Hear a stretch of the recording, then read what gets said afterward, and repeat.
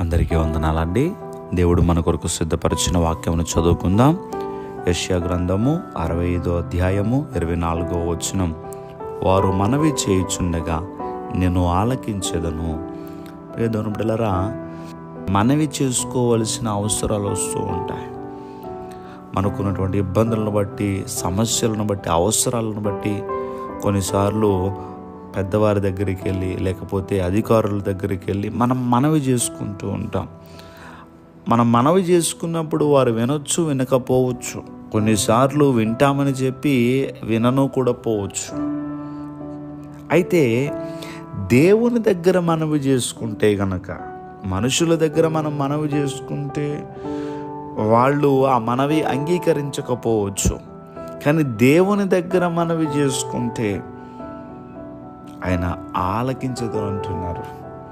తప్పకుండా ఆయన ఆలకించి నువ్వేవైతే మనవి చేస్తావో ఆ మనవి ఆయన విని ఆయన నీకు సహాయం చేయడానికి సిద్ధంగా ఉన్నాను. నేను ఆలకిస్తాను. కొంతమందితో మాట్లాడడమే చాలా కష్టమండి. మాట్లాడదామన్నా వాళ్ళు దొరకరు మనకి. ఒకవేళ మనం చెబుదామన్నా వినరు వాళ్ళు మన మనవిని. కానీ దేవుడు అలాంటి వాడు కాదే.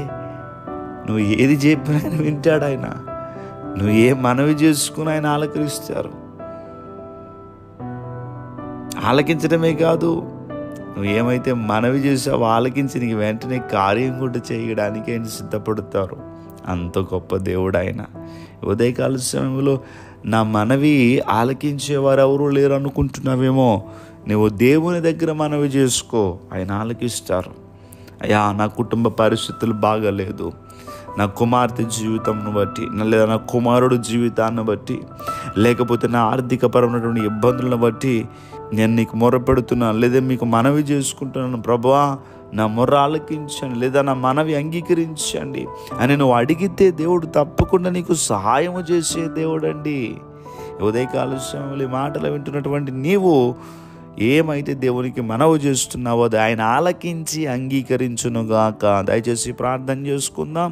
సర్వాధికారి అయిన దేవా, మీకు వందనములు. ఈ రోజు నిబిడలు వారి పనులు ప్రారంభిస్తూ ఉండగా నిబిడల పనులకు తోడుగా ఉండి వారి అవసరాలన్నీ కూడా తీర్చి ఈ రోజంతా సంతోషంగా ఉండులాగా నిబిడల చేపట్టుకుని మీరు నడిపించమని యేసుక్రీస్తు వారి యొక్క నామం పేరట అడిగి వేడుకుంటూ ఉన్నాం మా పరమ తండ్రి.